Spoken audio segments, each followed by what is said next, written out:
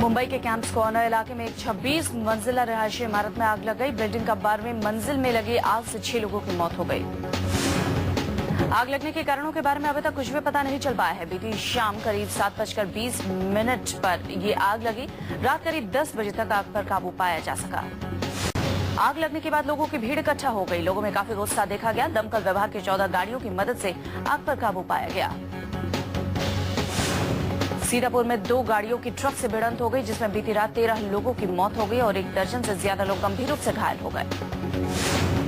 गाजियाबाद के इंदिरापुरम इलाके में एक अपार्टमेंट की 12वीं मंजिल से एक छात्रा की संदिग्ध हालत में वो वहां से गिरी, जिससे उसकी मौत हो गई। पुलिस को लड़की का सुसाइड नोट मिला।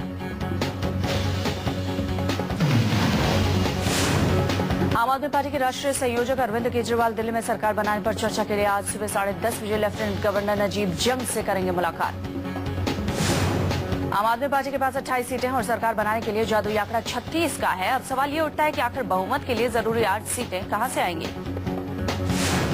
कांग्रेस ने लेफ्टिनेंट गवर्नर नजीब जंग को अरविंद केजरीवाल को समर्थन देने की चिट्ठी सौंपी है। कांग्रेस ने अपने पत्र में लिखा है कि उसके सभी 8 विधायक आपको समर्थन देने को तैयार हैं। देर रात कांग्रेस के समर्थन की चिट्ठी को लेकर आप नेताओं की अहम बैठक हुई, जिसके बाद आपके विधायक और प्रवक्ता मनीष सिसोदिया ने बयान दिया है कि वो खंडित जनादेश पर दिल्ली में सरकार नहीं बनाएंगे। इससे पहले कल शाम आम आदमी पार्टी के नेताओं ने संकेत दिए थे कि वो दिल्ली में अल्पमत सरकार बना सकते हैं। आप नेता कुमार विश्वास ने कहा था कि वो सभी विकल्पों पर विचार करेंगे। समर्थन की चिट्ठी सौंपने के बाद दिल्ली कांग्रेस के प्रभारी शकील अहमद ने मीडिया से बातचीत में कहा कि वो दिल्ली को चुनाव से बचाने के लिए समर्थन देने को तैयार हैं। आपका रुख आज लेफ्टिनेंट गवर्नर नजीब जंग से मुलाकात के बाद साफ हो जाएगा, लेकिन बीजेपी ने एक बार फिर दोहराया कि वो आपकी सरकार बनने की सूरत में रचनात्मक विपक्ष की भूमिका निभाएंगे। अगर आम आदमी पार्टी इनकार कर देती है तो लेफ्टिनेंट गवर्नर के पास सीमित विकल्प हैं। दिल्ली की नई विधानसभा का गठन 18 दिसंबर को होना जरूरी है। इस दौरान अगर कोई पार्टी सरकार नहीं बनाती तो 17 दिसंबर तक राष्ट्रपति शासन का नोटिफिकेशन जरूरी होगा। आपके नेता अरविंद केजरीवाल ने दिल्ली पुलिस से मिली सुरक्षा को लौटा दिया है। केजरीवाल ने दिल्ली पुलिस कमिश्नर को लेटर लिखा है कि ईश्वर मेरा सबसे बड़ा पीएसओ है, जो मुझे सुरक्षा दी जानी है उसे आम आदमी की सुरक्षा में लगाया जाए। बीजेपी के नेता नितिन गडकरी ने आम आदमी पार्टी को खरी खोटी सुनाते हुए कहा कि झूठे आरोप लगाना इनका धंधा है। 3-4 महीने में इनकी दुकान बंद हो जाएगी। जन लोकपाल बिल पारित कराने के लिए अन्ना हजारे अपने गांव रालेगण सिद्धि में 5वें दिन पे अनशन पर बैठे हैं। अन्ना ने कहा कि उनका वजन कम हो रहा है, लेकिन जब तक लोकपाल पारित नहीं हो जाता वो डटे रहेंगे। अन्ना हजारे और केजरीवाल की टीम में मतभेद खुलकर सामने आ गए। पूर्व सेना अध्यक्ष जनरल वीके सिंह ने केजरीवाल पर निशाना साधा तो आपके नेता गोपाल राय ने इस पर ऐतराज जताया और उन्हें नरेंद्र मोदी का चाटुकार कह दिया।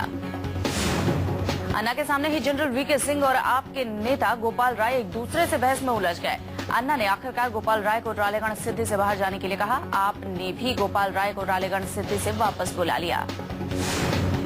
अन्ना ने कहा कि राजनीति में सारे नेता करप्ट नहीं हैं, लेकिन फिर भी मैं नेताओं को अपने मंच पर नहीं आने देता।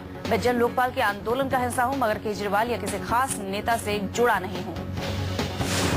आप नेता मनीष सिसोदिया ने अन्ना से अपील की है कि वो गुमराह करने की कोशिश में लगे कांग्रेस बीजेपी एजेंटों के जाल में न फंसे। सिसोदिया ने कहा है कि राज्यसभा में पेश किए गए लोकपाल बिल को जन लोकपाल बिल मानना गलत है। आम आदमी पार्टी के नेता गोपाल राय को अन्ना के डांटे जाने पर दिग्विजय सिंह ने कहा कि उन्होंने चंदे का दुरुपयोग का पहले जो आरोप लगाया था, अन्ना के डांट ने उसे सही साबित कर दिया है।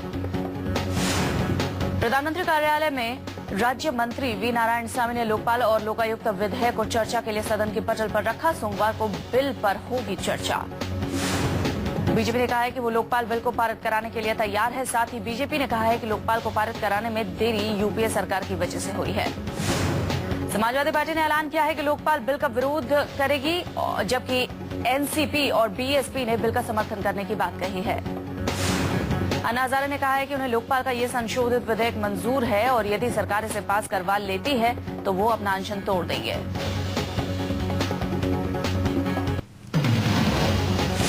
राज ठाकरे की पार्टी महाराष्ट्र नवनिर्माण सेना ने अन्ना हजारे के आंदोलन का समर्थन किया है। राज ठाकरे लंबे अरसे से अन्ना हजारे प्रशंसक रहे हैं।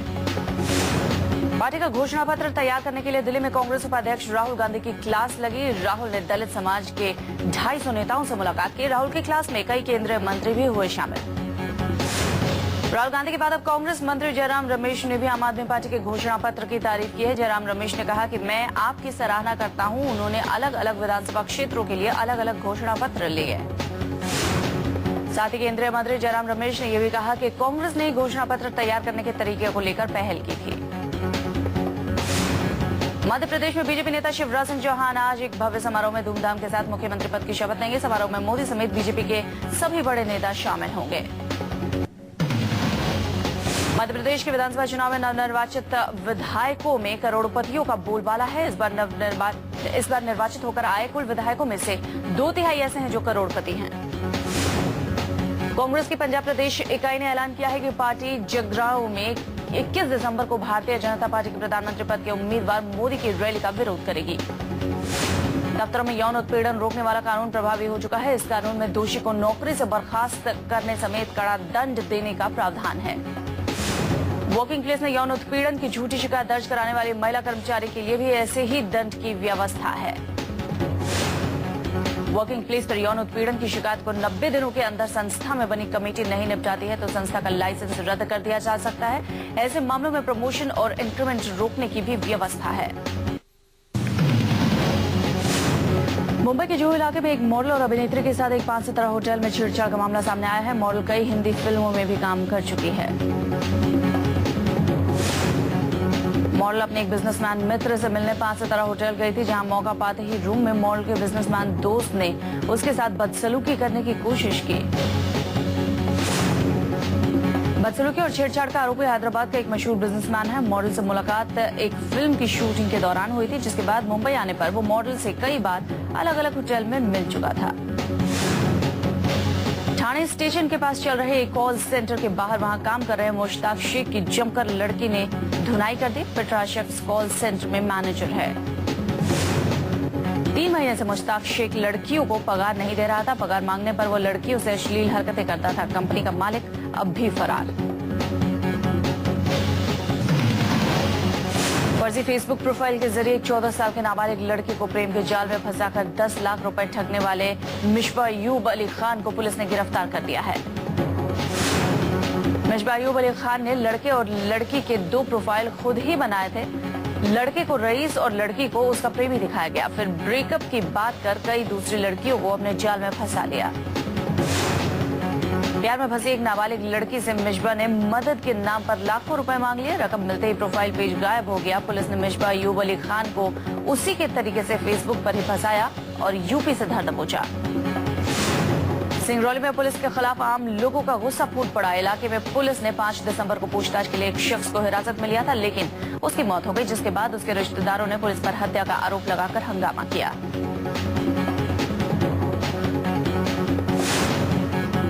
असम की राजधानी गुवाहाटी में सैकड़ों होमगार्ड ने सरकार विरोधी प्रदर्शन किए। होमगार्ड्स ने सरकार से मांग की है कि उन्हें रेगुलर नौकरी पर रखा जाए। पंजाब के मलेरकोटला में 30 सितंबर को 12 साल के मासूम विदु जैन को जिंदा जला दिया गया था और फिर वीडियो को फेसबुक पर अपलोड कर दिया गया था। घटना के 17 दिन बाद भी आरोपी फरार।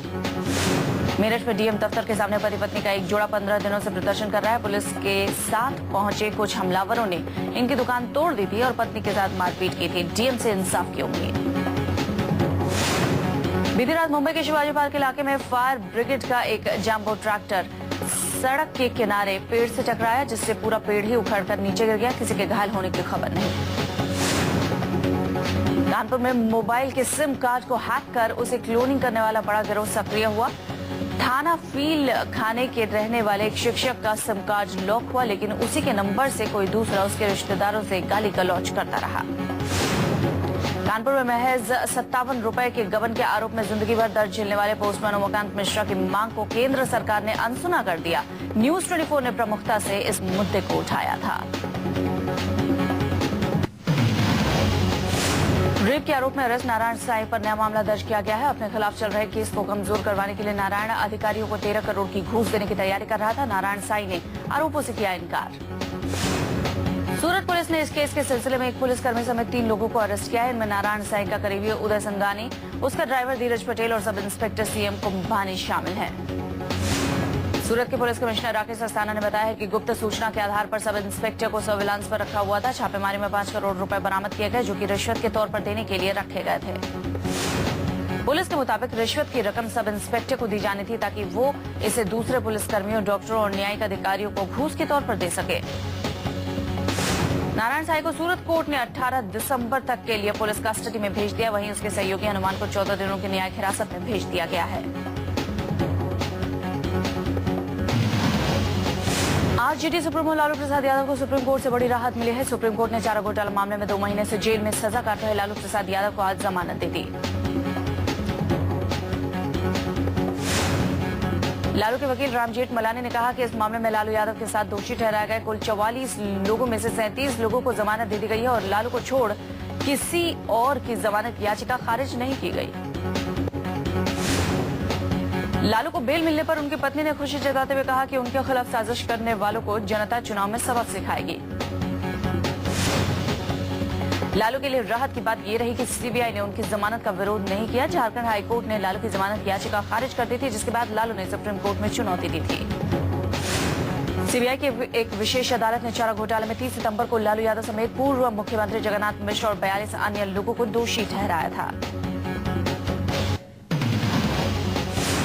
दिल्ली पुलिस के स्पेशल सेल ने हरियाणा के मेवात से लश्कर के आतंकी मोहम्मद शाहिद को किया गिरफ्तार। मोहम्मद शाहिद अपने एक और साथी के साथ मिलकर दिल्ली के बड़े बाजारों को निशाने पर लेने की साजिश बना रहा था और ऐसा करने के लिए उसे पाकिस्तान में बैठे लश्कर के आतंकियों से निर्देश मिल रहे थे। दिल्ली पुलिस के मुताबिक शाहिद और उसका एक साथी न सिर्फ दिल्ली को दहलाने की साजिश कर रहे थे, बल्कि दिल्ली, हरियाणा और राजस्थान के आसपास लश्कर का लोकल मॉड्यूल भी तैयार कर रहे थे। मुंबई के सायन इलाके में मामूली सी बात पर 2 लोगों ने की युवक की हत्या। कुछ दिन पहले क्रिकेट को लेकर हुए झगड़े को सुलझाने में इस शख्स ने किया था बीच बचाव।